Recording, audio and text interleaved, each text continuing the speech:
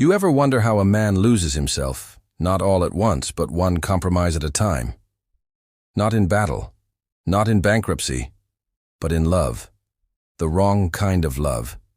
If you're tired of walking on eggshells, decoding moods, questioning your own worth every time she smiles or sighs, this video is not advice, it's a mirror. Because there are truths here, raw, maybe even painful, that most men never say out loud.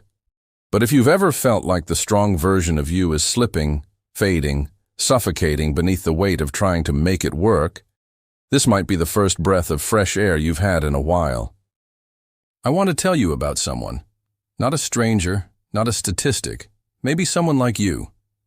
He used to be full of fire, clarity, laughter. Then he met her, and slowly he bent, compromised, explained, justified, until the man he was became a version she barely noticed. He thought he was choosing love. What he chose was to disappear. If you see yourself in that, if your silence has become a prison, then comment "I rise" and let this video remind you. You were not born to be tolerated. You were born to lead. You wake up, but you're not really awake. Your body moves, but your soul drags behind, heavy, tired, confused. You remember who you were, sharp, focused, driven. But now, you tiptoe around someone else's emotions, negotiate for peace in your own home. Apologize for wanting silence. This is not love. This is quiet decay. And the saddest part, most men don't even know it's happening. They think they're being strong, enduring, forgiving, staying. But Marcus Aurelius didn't write, "Bend until you vanish." He wrote, "Be upright, not kept upright." And too many modern men are being kept upright by obligation, guilt, or the distant hope that one day things will change. Let me be clear. You're not weak because you tried. You're not broken because you loved. But the death of the modern man doesn't happen with a scream. It happens with a sigh. And that sigh is the moment he trades his voice for her comfort. We were raised to protect, to provide, to persevere. But no one told us how to protect ourselves from emotional erosion. No one taught us what slow disrespect looks like, because it doesn't come with a slap. It comes with silence. Eye rolls, disinterest, comparisons, withdrawn affection.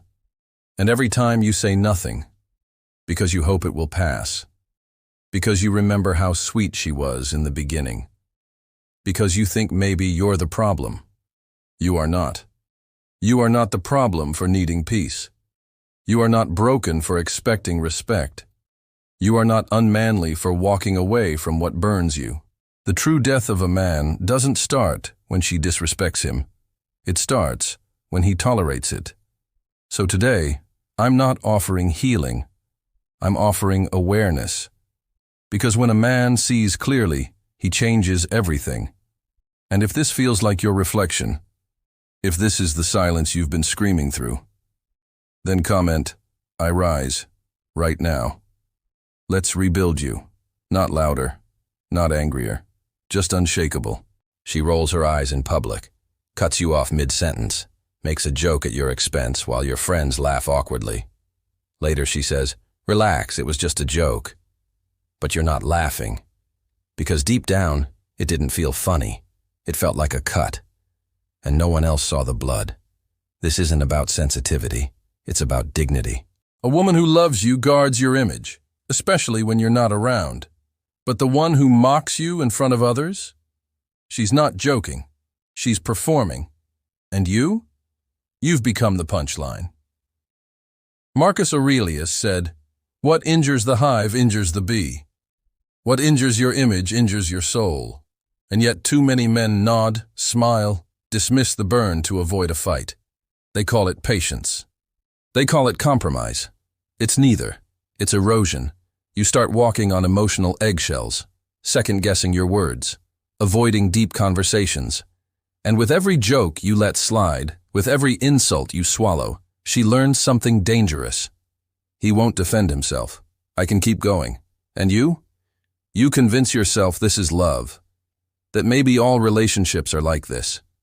But tell me this, would you treat someone you love like this? Would you mock someone you claim to respect? The answer is no, because love does not humiliate, and a man should never normalize being the butt of her jokes. Every time you tolerate this, you shrink. Your voice fades, your confidence withers, and she stops looking at you as her partner. She starts seeing you as someone to manage, not respect. So what do? You remember who you are. You reclaim your boundaries without shouting. You say, once clearly, I will not be disrespected in private or public. And if she laughs again, you don't. You leave the joke. And if needed, you leave the room. This isn't cruelty. It's clarity. And clarity is the most dangerous thing a man can wield because it ends the game. If you've ever laughed just to avoid her anger, if you've ever smiled while your pride burned, comment no more. Say it now. Say it for you. Because false love teaches you to tolerate disrespect. Real love never asks you to. Some men live in storms, not the kind that come from the sky, the kind that sleeps next to them. One minute she's soft, affectionate, laughing at your jokes. The next, she's cold, distant, angry about something you didn't even say. You tiptoe, you adjust, you try to keep the peace. But there is no peace in a home ruled by emotional weather. There is only reaction. And eventually, your nervous system forgets what calm feels like. Marcus Aurelius wrote, "Nowhere can man find a quieter retreat than in his own soul." But how can you retreat when her moods fill every room, when your morning depends on her night, when your confidence lives or dies by the tone of her silence? Let me ask you, do you feel safe in your own home? Do you feel welcome in your own relationship? Because if not, you're not in love, you're in survival. She may call it passion, you may call it chemistry. But the truth, it's chaos. And you've normalized it. And here's the trap. The more volatile she becomes, the more you try to stabilize the relationship. You give more, you compromise more, you sacrifice your calm just to keep her from exploding. But here's the truth, brother. A woman who controls the emotional thermostat of your life does not love you. She manages you. She governs you. And you're no longer a man. You're her emotional employee. You weren't born to predict her mood like weather. You were born to build. But you can't build in a hurricane. So what's the solution? Stillness. Stillness doesn't mean silence. It means presence. It means no longer reacting to her every wave. It means standing like a cliff, as Marcus said, against which the waves break. But it stands firm. Because you are not here to ride storms, you are here to outlast them. So if this resonates, if her storm has become your home, comment, I choose calm. Not as an escape, but as a declaration. Calm is not weakness, it's clarity, and clarity saves lives. You sit beside her, but she's looking at a screen. She posts, she scrolls, she smiles for strangers, and in that moment, you realize her connection isn't with you. It's with the crowd. She says it's empowerment. She says it's just social media. But deep down, you feel it. You are no longer the mirror she needs. She has 1,000 others now. The woman who cannot breathe without attention. Who posts more skin than substance. Who harvests dopamine from hearts and comments. She's not empowered. She's addicted. And you? You're just the man in the background. Marcus Aurelius warned us. It is not death that a man should fear, but never beginning to live. And how can you begin when your worth in her eyes is less than a like from a stranger? Let me be clear. This is not jealousy. This is not insecurity. This is about values. A woman who defines herself by how many men desire her will never value the one man who sees her soul. She'll say, "You're controlling." But ask yourself, do you want control? Or do you just want exclusivity in a world drowning in exposure? When intimacy becomes performance, when validation is crowdsourced, love becomes a show. And you become an unpaid actor in a film you never agreed to star in. So what do? You stop clapping. You stop pretending. You say calmly, if the spotlight matters more than my presence, You already made your choice. And if she shrugs, you leave.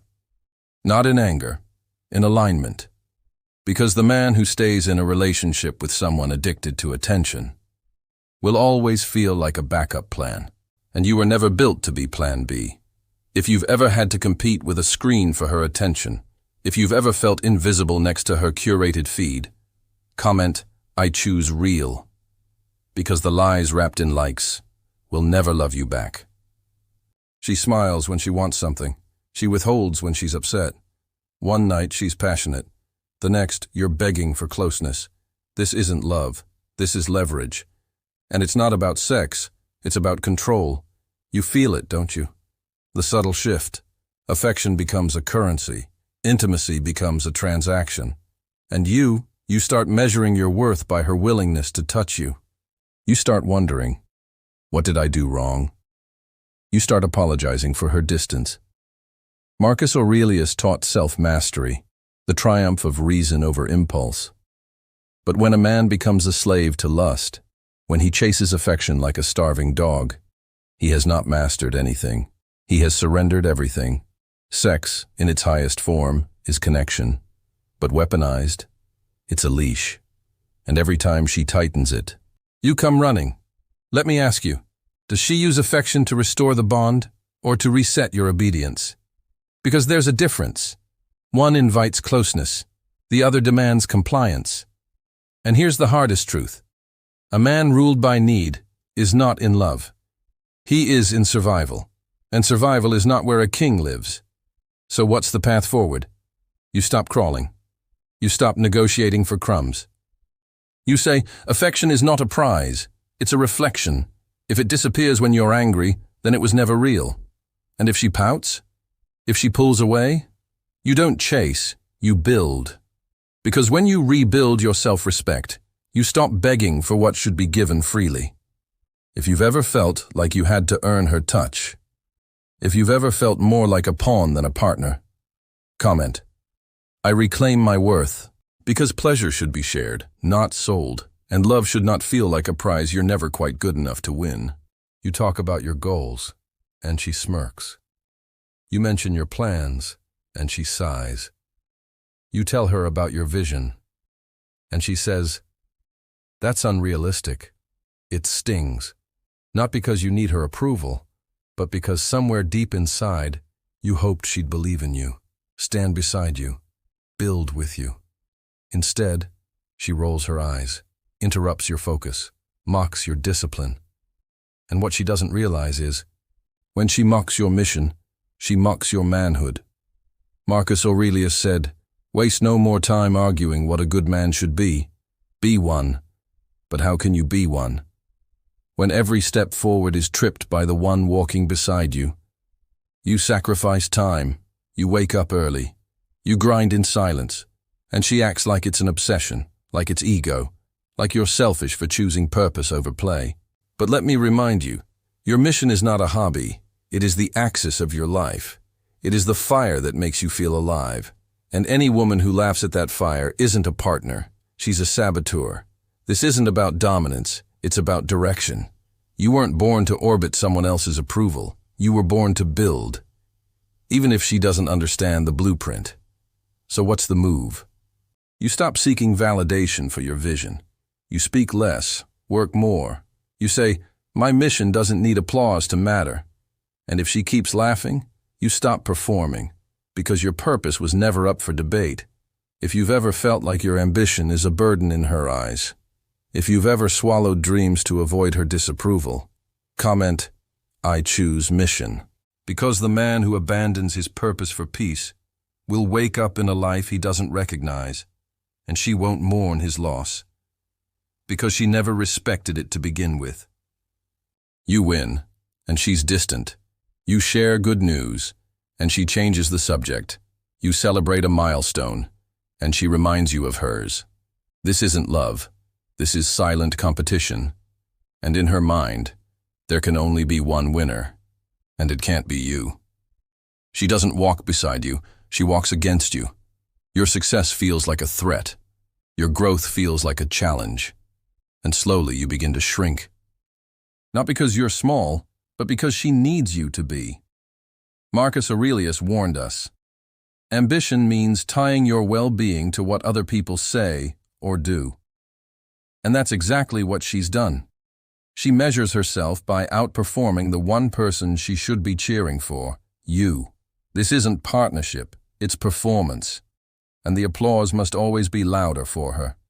You start noticing her victories are paraded, her compliments, strategic, her support, conditional. It's not shared success, it's scoreboard love. And in that game, your peace is the price of her pride. But here's the truth. You weren't meant to compete at home. You weren't meant to watch your wins turn into tension.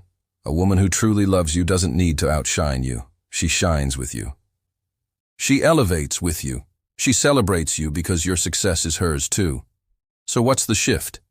You stop downplaying your wins. You stop apologizing for your ambition. You stop shrinking just to keep her ego fed. You say, if my growth makes you uncomfortable, then you were never rooting for me. You were racing me. And if that makes her cold, you stop warming her with your silence. If you've ever felt like your progress put your relationship at risk, if you've ever held back to protect her ego, comment, I rise anyway. Because real love doesn't fear your power. It fuels it. She says she's healing.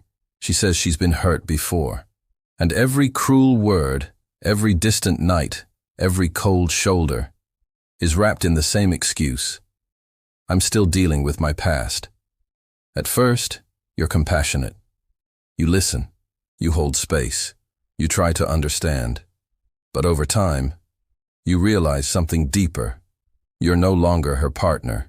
You're her therapist, her confessional, her emotional punching bag. She sins, and you repent. She explodes, and you apologize. Marcus Aurelius said, the best revenge is not to be like your enemy. But this isn't revenge. This is corruption. And it corrupts you when you mistake manipulation for vulnerability. A woman's past may explain her behavior, but it never excuses it. Because healing isn't about hurting others and hiding behind trauma. It's about accountability. And accountability doesn't shift blame every time she's called out. Ask yourself, does she reflect, or does she deflect? Does she grow, or does she guilt? If every boundary you set is met with a sob story, if every honest conversation turns into a therapy session, you're not in a relationship. You're in an emotional hostage situation. And here's the tragedy. The more broken she claims to be, the more guilty you feel for needing anything from her. But you need love too. You need peace. You need respect. You don't need a rescue mission disguised as romance. So what do? You recognize that empathy has a limit. And that limit is your well-being. You stop fixing. You start facing. You say, I understand your pain, but I will not bleed for it. And if she calls that abandonment, remember, you're not abandoning her. You're rescuing yourself.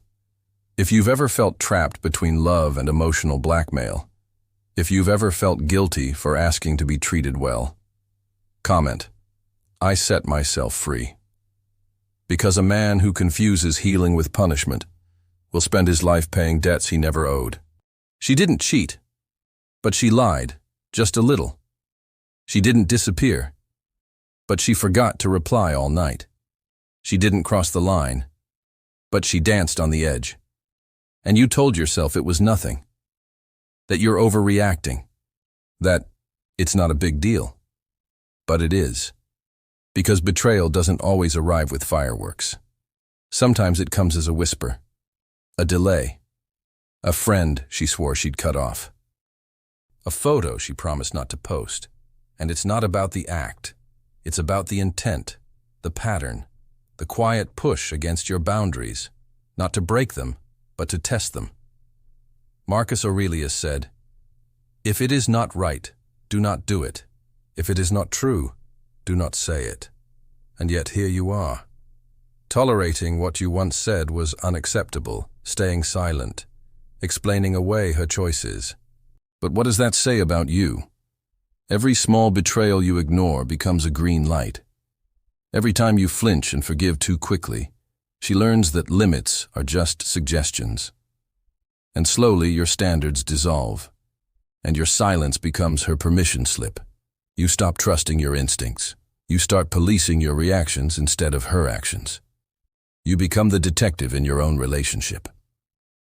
And still feel crazy for asking questions. But the truth is simple. If she knows it hurts you, and does it anyway, that is not an accident. That is a choice. So what now? You stop chasing closure. You stop minimizing your discomfort. You say, I trust my discomfort more than your excuses. And if she plays the victim, you stop playing the fool. Because trust doesn't die in one blow. It dies in small, slow poisons. If you've ever doubted your own sanity over little things, if you've ever justified red flags because they weren't crimson enough, comment, I see clearly. Because what you tolerate today defines the love you'll receive tomorrow, and a man who ignores the whispers will one day be screaming for peace in a relationship that lost its honesty long ago. She doesn't yell. She doesn't insult. She doesn't cheat. She just stops seeing you. You speak, and she barely hears. You enter the room and her eyes don't lift. You exist, but only as background noise. And that is the most violent betrayal of all. Because a man can survive hate, but indifference, it turns him to ash. There was a time she hung on your every word. A time when your presence lit her up.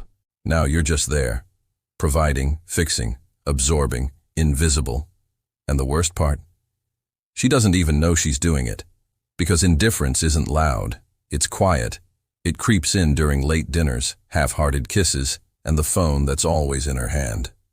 Marcus Aurelius said, when you arise in the morning, think of what a privilege it is to be alive, to think, to enjoy, to love. But what of the man who wakes beside a woman who sees no privilege in his presence? He stops rising, he starts fading, and that's when he begins to rot. Not in body, but in soul. He starts doubting his value. He questions his purpose. He stops laughing, stops creating, stops leading, all because the one person who was supposed to see him doesn't even look anymore. This is not a relationship. It's a graveyard, and your spirit is the one being buried. So what do? You don't beg. You don't plead. You stand. You say, I will not live invisible in my own life. And if she shrugs, you walk. Not to hurt her, but to save yourself. Because love that loses respect isn't love. It's a contract of survival. If you've ever felt unseen in the very relationship you gave everything to, if you've ever wondered where the admiration went, comment, I rise again, because the man who chooses self-respect over quiet rejection isn't heartless. He's awake, and when a man wakes up, the world changes. Not because he fights harder, but because he no longer tolerates what kills him slowly.